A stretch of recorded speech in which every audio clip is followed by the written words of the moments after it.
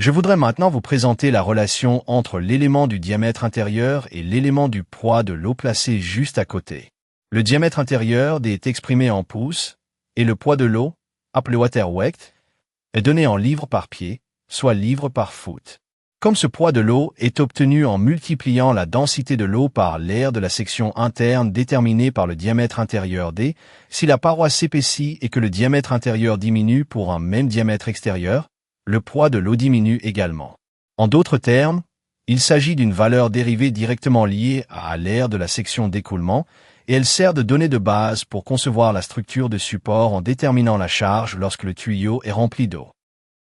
Cette diapositive contient les données du diamètre intérieur et de l'aire de la section métallique par schedule pour les tuyaux de diamètre extérieur 14 in, montrant la corrélation inverse entre ces deux valeurs en fonction de l'épaisseur de la paroi. Par exemple, lorsque la paroi est la plus fine, le diamètre intérieur est large à 13 688 in. Et l'aire de la section est faible à 6 785 in points, mais à mesure que la paroi s'épaissit, le diamètre intérieur diminue jusqu'à 11 188 in. Et l'aire de la section augmente jusqu'à 55,63. Je ne vais pas énumérer tous les chiffres. Je suggère aux ingénieurs de sélectionner d'abord la ligne du schedule correspondant à leurs conditions de conception, puis de consulter les valeurs du diamètre intérieur et de l'aire métallique comme une paire de données. Voici un tableau de référence résumant la corrélation entre la section transversale interne et le poids en fonction de la variation de l'épaisseur de paroi pour une tuyauterie de 14 in. Il illustre le principe selon lequel, à mesure que l'épaisseur de paroi augmente, le diamètre intérieur diminue, entraînant une réduction de la surface interne et du poids de l'eau, tandis que le poids propre de la tuyauterie augmente. Par exemple, la surface interne de la section transversale, notée A, diminue de 147,2 à 98,31 SQFT, et le poids de la tuyauterie, weight pipe, augmente de 23,07 à 189,11 livres. Les valeurs détaillées variant selon les conditions de conception, nous invitons les ingénieurs à vérifier d'abord le schedule ou l'épaisseur de la tuyauterie à utiliser, puis à se référer aux valeurs de surface et de poids de la ligne correspondante. Nous allons maintenant présenter les données sur les tuyauteries, plus précisément l'identification, l'épaisseur de paroi et le poids pour les tuyaux en acier au carbone, en acier allié et en acier inoxydable. Les informations d'identification, les épaisseurs de paroi et les valeurs de poids répertoriées dans ce tableau sont toutes extraites des normes ASME B36.10M et B36.19M.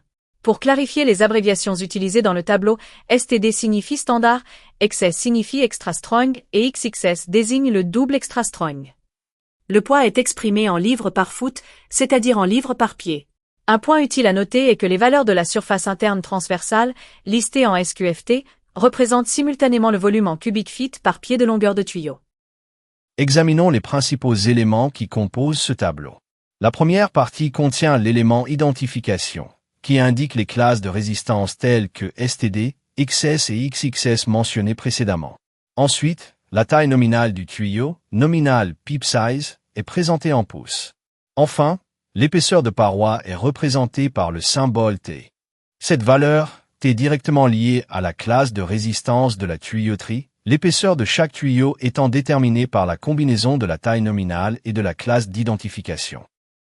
Abordons à présent le lien entre la valeur de l'épaisseur de paroi T et la taille nominale. L'épaisseur de paroi, désignée par le symbole T, est une dimension critique qui correspond à la taille nominale exprimée en pouces. Le point important ici est que, même pour des tuyaux ayant la même taille nominale, cette valeur T varie selon la classe de résistance, à savoir STD, XS ou XXS. Comme cette valeur d'épaisseur, combinée au diamètre extérieur outside diam T, sert de base au calcul du diamètre intérieur et de la surface interne, c'est un élément indispensable à vérifier lors de la lecture des données de tuyauterie. Dans ce chapitre, nous allons présenter la taille nominale et l'épaisseur de paroi, qui sont les principaux éléments d'identification du tableau de données de tuyauterie à la page 251. Dans la zone d'identification à l'extrême gauche du tableau, la taille nominale du tuyau, nominal pipe size, est indiquée en pouces.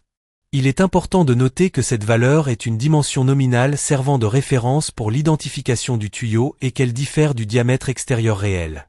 À côté, l'épaisseur de paroi est indiquée par le symbole T, également exprimé en pouces. Cette valeur T varie selon le numéro de schedule, pour une même taille nominale, plus le schedule est élevé, plus l'épaisseur de paroi T augmente, et par conséquent, plus le diamètre intérieur diminue.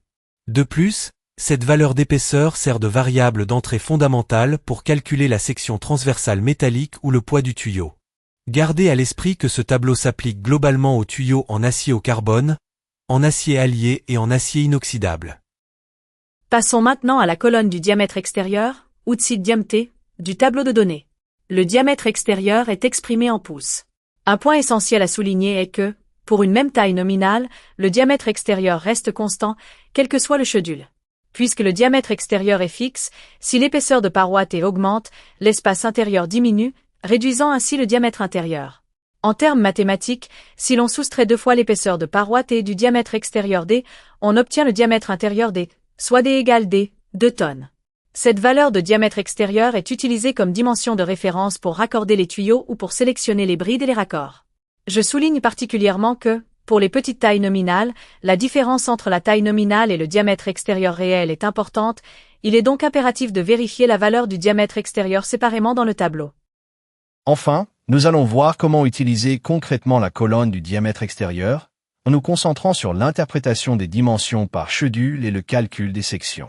Cette colonne est donnée en pouces et se lie parallèlement au numéro de schedule pour les tuyaux en acier inoxydable et en fer. Comme mentionné précédemment, le diamètre extérieur, D, est fixe, indépendamment du numéro de schedule, et conserve la même valeur pour les classes STD, standard, ou XS, extra strong.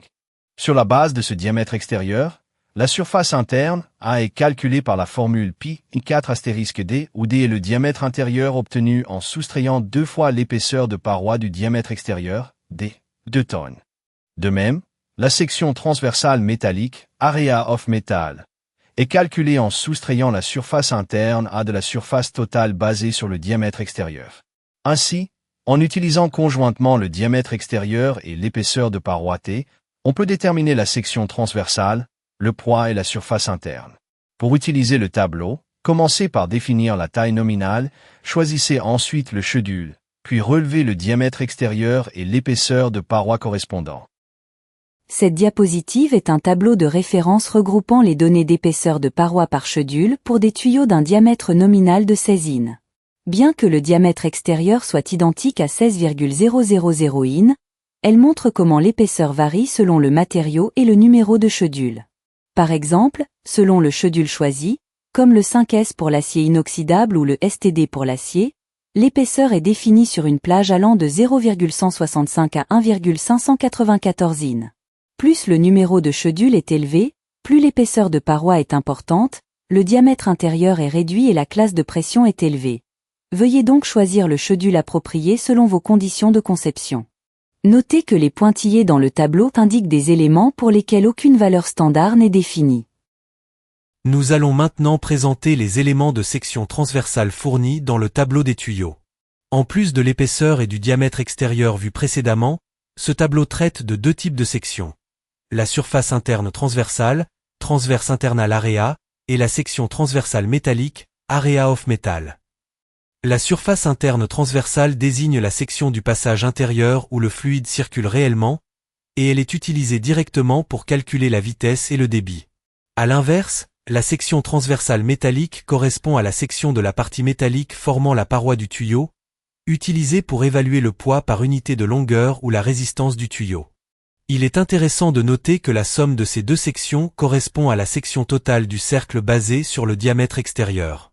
Par conséquent, connaître l'une des valeurs permet de déduire l'autre de manière complémentaire. Abordons à présent les unités de mesure des sections transversales. La surface interne transversale et la section transversale métallique répertoriées dans le tableau sont toutes deux exprimées en square inch, soit en pouces carrés. La surface interne transversale est l'aire du cercle basé sur le diamètre intérieur, tandis que la section transversale métallique correspond à la différence entre l'aire du cercle basé sur le diamètre extérieur et celle basée sur le diamètre intérieur. Ainsi, lorsque le numéro de schedule augmente et que la paroi s'épaissit, la surface interne diminue tandis que la section transversale métallique augmente. L'utilisation de ces valeurs en pouces carrés permet de traiter les calculs de débit, de perte de charge et de poids du tuyau avec une unité cohérente. Toutefois, comme des erreurs peuvent survenir lors de l'utilisation avec d'autres systèmes d'unités, je vous recommande vivement de vérifier que l'unité est bien le pouce carré avant d'appliquer les valeurs de surface. Cette diapositive présente la colonne de la section transversale métallique issue du tableau de données de tuyauterie à la page 251 du fichier handbook. Elle indique la surface métallique de la paroi du tuyau en pouces carrés, une valeur physique essentielle pour l'analyse des contraintes ou l'examen de la dilatation thermique. Par exemple, pour un tuyau nominal de 16 in, vous pouvez constater que la valeur de la section transversale métallique varie selon le numéro de schedule choisi. Pour les autres valeurs détaillées, nous invitons les ingénieurs à sélectionner d'abord le numéro de schedule correspondant à leurs conditions de conception, puis à se référer à la valeur de la ligne correspondante pour les calculs de poids ou les analyses structurelles. Dans cette diapositive, nous allons examiner le poids de l'eau et le diamètre intérieur, qui sont des bases de la conception de tuyauterie. Le poids de l'eau représente le poids de l'eau remplissant l'intérieur du tuyau par pied, exprimé en livres, et le diamètre intérieur est le diamètre interne du tuyau, représenté par le symbole D.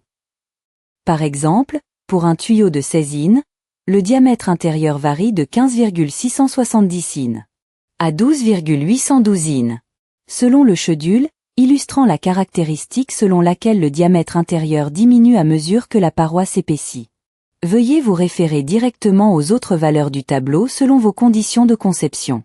Ces valeurs sont indispensables, notamment pour la conception des supports de tuyauterie ou l'estimation du volume de fluide. Nous vous conseillons donc d'appliquer les valeurs exactes en faisant correspondre précisément la norme du tuyau et le schedule. Ce slide est un tableau de référence montrant l'unité et le principe de détermination du diamètre intérieur du tuyau, soit le diamètre D. Par exemple, pour un tuyau nominal de 16 in, le diamètre intérieur réel correspond à la valeur obtenue en soustrayant l'épaisseur de paroi T selon le schedule du diamètre extérieur de 16,000 in. À mesure que l'épaisseur de paroi augmente, de 0,165 in à 1,594 in, le diamètre intérieur diminue progressivement.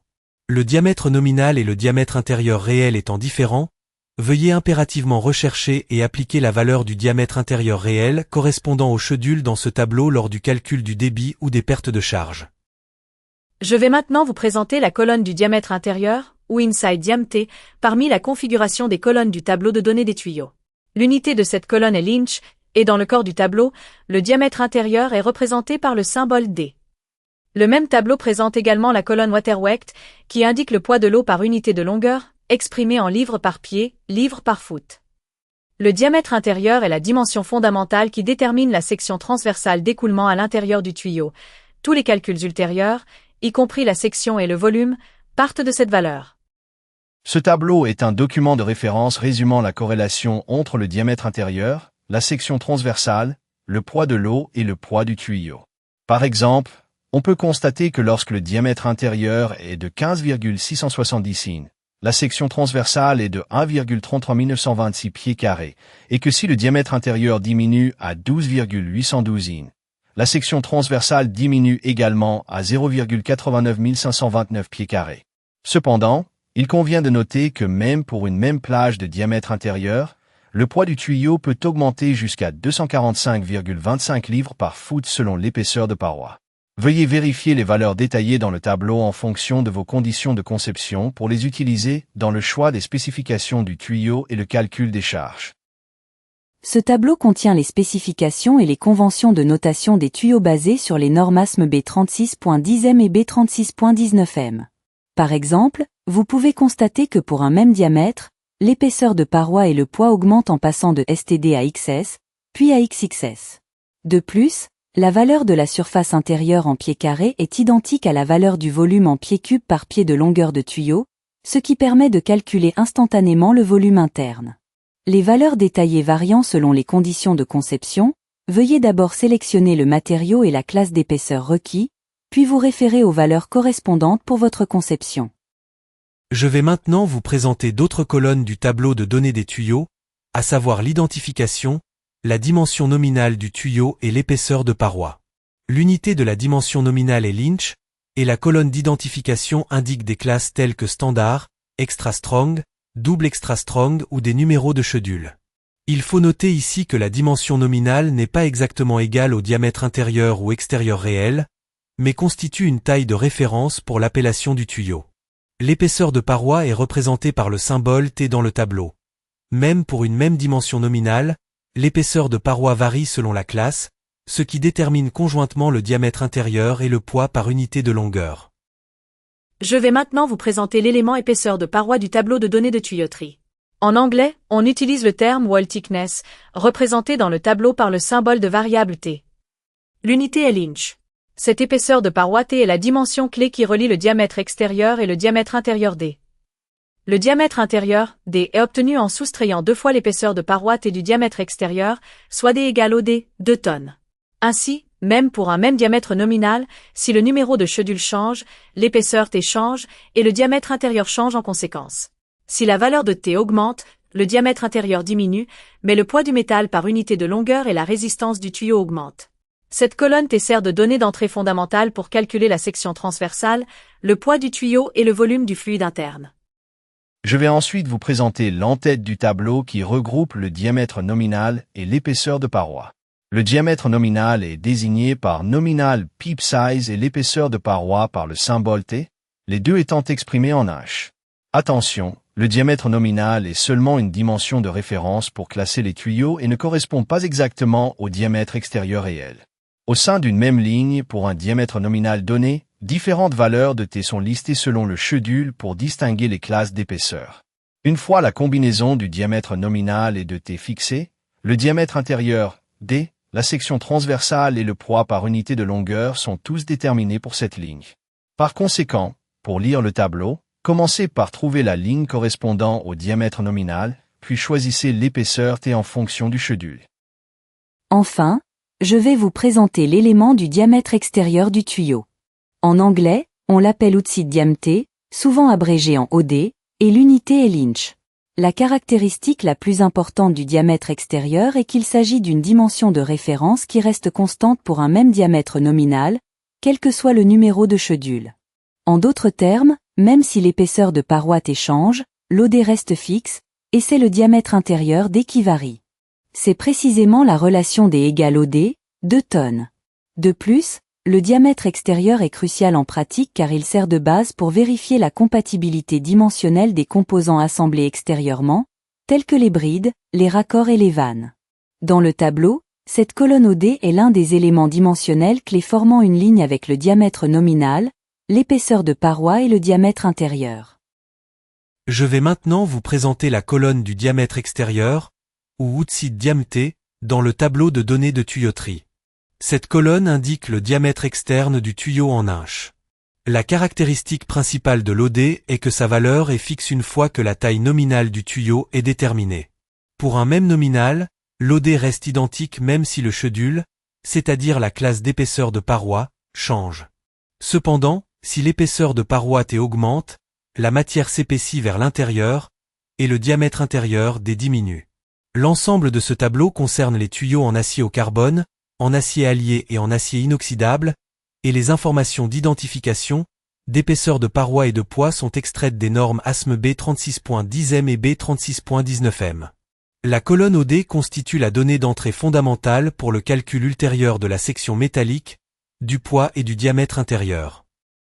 Ce slide contient les données du diamètre extérieur et de l'épaisseur de paroi par schedule pour un tuyau nominal de 18 in, illustrant le principe selon lequel l'OD reste fixe tandis que seule l'épaisseur de paroi varie selon le schedule.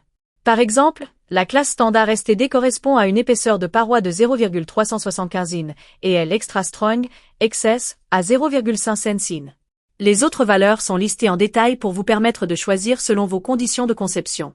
Les ingénieurs doivent d'abord vérifier la taille nominale et l'OD, puis sélectionner le schedule correspondant à la classe de pression requise pour se référer à la valeur de l'épaisseur de paroi correspondante. Je vais maintenant vous présenter la colonne de la section métallique, ou Area of Metal, du tableau de données de tuyauterie. La section métallique est la surface de la section transversale occupée par la paroi même du tuyau, exprimée en pouces carrés. Conceptuellement, c'est la différence entre la section transversale totale basée sur l'OD et la section transversale intérieure où circule le fluide, c'est-à-dire la surface réellement occupée par l'acier.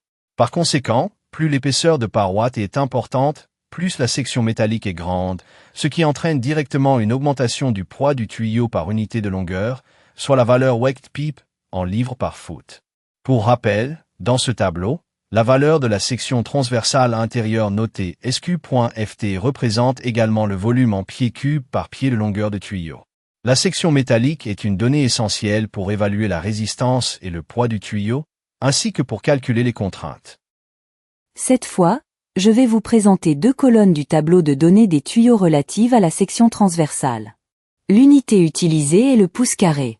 Tout d'abord, la transverse internal area, c'est-à-dire la surface interne transversale, désigne la surface de la section où le fluide s'écoule réellement à l'intérieur du tuyau. Cette valeur est cruciale pour calculer le débit et la vitesse d'écoulement. Ensuite, l'area of metal, ou section métallique, est la surface de la section transversale occupée par la paroi du tuyau. Elle s'obtient en soustrayant la section basée sur le diamètre intérieur de la section basée sur le diamètre extérieur. Cette surface est utilisée pour déterminer la résistance du tuyau ou son poids par unité de longueur. En additionnant ces deux surfaces, on obtient la section transversale totale basée sur le diamètre extérieur. N'oubliez pas que pour un même diamètre nominal, si le schedule, c'est-à-dire l'épaisseur de la paroi, change, la surface interne diminue tandis que la section métallique augmente. Je vais maintenant approfondir la colonne Area of Metal, la section métallique, dans ce même tableau de données. L'unité est également le pouce carré.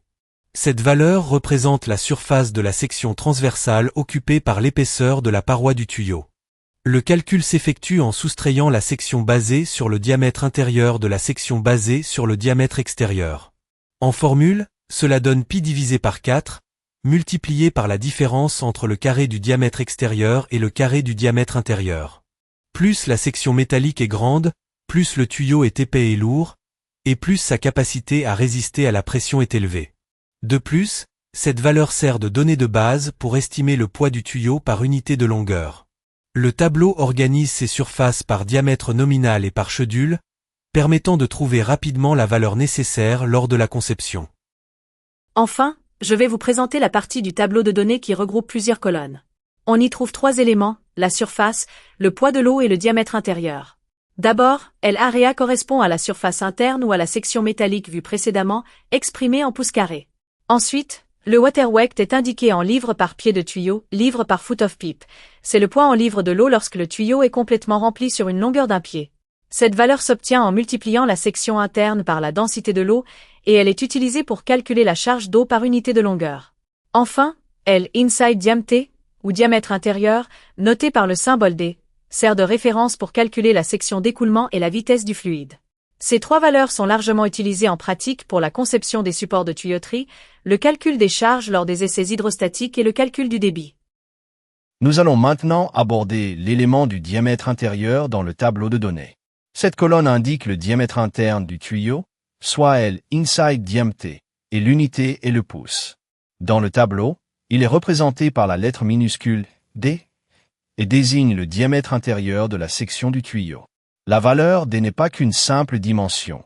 Elle est extrêmement importante car toutes les autres valeurs calculées du tableau, telles que la section transversale, le poids de l'eau par unité de longueur ou la section métallique, sont dérivées de ce diamètre intérieur. Pour rappel, l'ensemble de ce tableau provient des normes ASME B36.10M et B36.19M et concerne les tuyaux en acier au carbone, en acier allié et en acier inoxydable.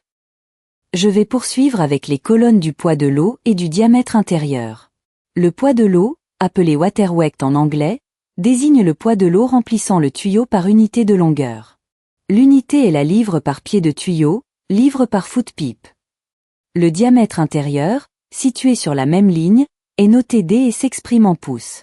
Plus le diamètre intérieur est grand, plus la quantité d'eau contenue est importante, et donc plus la valeur du poids de l'eau augmente. En pratique, cette valeur de poids de l'eau est utilisée pour calculer le poids total d'une tuyauterie remplie d'eau ou pour déterminer la charge sur les supports de tuyauterie. Ce slide est un tableau de référence regroupant les valeurs de la section interne transversale et le poids de l'eau pour les tuyaux de grand diamètre, allant de 14 à 17 pouces de diamètre intérieur. Il montre comment la section et le poids de l'eau varient à mesure que la valeur du diamètre intérieur D diminue, passant de 17,670 à 14,438 pouces. Par exemple, la valeur de la section en pieds carrés de 1,7095 correspond exactement au volume en pieds cubes pour un pied de longueur de tuyau, et le poids de l'eau correspondant est calculé à 9,245 livres par pied.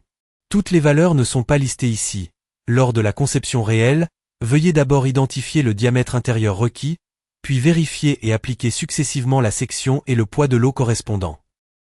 Je vais maintenant vous présenter les sources standards et les conventions de notation appliquées à la suite du tableau de données. Ce tableau contient des données pour les tuyaux en acier au carbone, en acier allié et en acier inoxydable. Les dimensions, les épaisseurs de parois et les poids sont tous extraits des normes ASME B36.10M et B36.19M. Concernant les abbreviations frequentes, STD signifie standard, XS signifie extra strong, ETXXS signifie double extra strong. Un point important à noter est que la valeur de la surface interne transversale exprimée en SQ.FT, pied carré, est identique au volume en pieds cubes par pied de longueur de tuyau. Cette convention s'applique de la même manière jusqu'aux sections de tuyaux de grand diamètre. Je vais maintenant vous présenter la structure des colonnes concernant l'identification, la taille nominale du tuyau et l'épaisseur de la paroi. La partie la plus à gauche du tableau se compose de l'élément d'identification et de la taille nominale du tuyau, exprimée en pouces. La colonne adjacente, l'épaisseur de la paroi, est notée par le symbole T et l'unité est également le pouce. Cette valeur T représente l'épaisseur de la paroi du tuyau correspondant à chaque numéro de schedule. Même pour une même dimension nominale, l'épaisseur T varie selon le numéro de schedule. Il faut donc vérifier simultanément la taille nominale et le numéro de schedule lors de la lecture du tableau. Cette valeur T est la donnée d'entrée fondamentale pour les calculs de section et de poids qui suivent. Enfin, je vais vous expliquer la signification et l'utilisation de la colonne d'épaisseur de paroi T. L'épaisseur de paroi est notée T et s'exprime en pouces. Cette valeur T fait le lien entre le diamètre extérieur et le diamètre intérieur du tuyau. Le diamètre intérieur D s'obtient en soustrayant 2 fois l'épaisseur de paroi T du diamètre extérieur, soit D égale diamètre extérieur, 2 tonnes. Par conséquent, pour une même taille nominale, plus le numéro de schedule augmente, plus l'épaisseur T est importante, et plus le diamètre intérieur D diminue. Les classes STD, XS et XXS mentionnées précédemment sont également définies en correspondance avec des valeurs de T spécifiques. De plus, comme la section métallique et le poids par pied de tuyau, livres par foot, sont calculés à partir de cette épaisseur T, vous pouvez considérer que T est le point de départ de tous les calculs du tableau. Nous allons maintenant aborder les éléments du diamètre nominal et de l'épaisseur de paroi dans le tableau de données. La colonne la plus à gauche est le diamètre nominal, ou nominal pip size, exprimé en pouces. Gardez à l'esprit que ce diamètre nominal n'est pas la dimension réelle du tube, mais une valeur de référence pour une classification standardisée. La colonne suivante est l'épaisseur de paroi, ou wall thickness, notée par la lettre minuscule T, également en pouces. L'épaisseur T varie selon le numéro de schedule, pour un même diamètre nominal, plus le schedule est élevé, plus la paroi est épaisse. Ce tableau sert de document de référence pour visualiser d'un coup d'œil le diamètre extérieur, l'épaisseur de paroi, le diamètre intérieur et le poids par unité de longueur pour chaque diamètre. Je vais maintenant vous présenter la colonne du diamètre extérieur dans le tableau de données. L, outil diamètre, ou diamètre extérieur, est la colonne indiquant le diamètre externe du tube en pouces. Le point crucial ici est que, pour un même diamètre nominal, le diamètre extérieur reste constant, quel que soit le schedule. Si le schedule augmente, l'épaisseur de paroi T s'accroît et le diamètre intérieur diminue, mais le diamètre extérieur lui-même ne change pas. C'est grâce à ce principe de diamètre extérieur fixe que les tubes, les raccords et les brides d'un même diamètre nominal peuvent être compatibles et assemblés ensemble. Par conséquent, la valeur du diamètre extérieur est la dimension clé pour sélectionner la tuyauterie et faire correspondre les raccords ou les brides, et l'unité est standardisée en pouces. Je poursuis avec l'application pratique du diamètre extérieur. La colonne du diamètre extérieur précise le diamètre externe du tube en pouces. En utilisant cette valeur avec l'épaisseur de paroi T, on peut facilement obtenir le diamètre intérieur du tube. Le diamètre intérieur se calcule en soustrayant 2 fois l'épaisseur T du diamètre extérieur, soit diamètre extérieur, 2 tonnes. Comme mentionné précédemment, puisque le diamètre extérieur reste identique même si l'épaisseur varie selon le schedule, les assemblages standards tels que les connexions filetées, le soudage ou l'assemblage par bride sont garantis. De plus, les données de diamètre extérieur et intérieur par diamètre de tube sont le point de départ pour calculer les pertes de charge et le débit dans la tuyauterie et constituent donc des valeurs de référence indispensables lors de la conception. Toutes les dimensions sont unifiées en pouces pour éviter toute confusion. Cette diapositive est un tableau de référence qui récapitule l'épaisseur de paroi en fonction du diamètre extérieur et du numéro de schedule, sur la base de la taille nominale du tuyau, appelée Iron Pipe Size. Vous pouvez constater la différence entre les schedules 5S et 10S pour l'acier inoxydable, et les classes STD, standard, et XS, extra strong, pour les tuyaux en acier au carbone. Par exemple, pour un tuyau de 20 in, l'épaisseur de paroi varie de 0,188 in à 1,969 in, selon le numéro de schedule. Plutôt que d'énumérer toutes les valeurs, je vous invite à sélectionner d'abord le diamètre extérieur de votre tuyauterie, puis à vérifier directement l'épaisseur correspondant au numéro de schedule adapté à la classe de pression requise. Notez que les pointillés dans le tableau indiquent l'absence de données pour cette combinaison, soyez donc vigilant lors de votre sélection.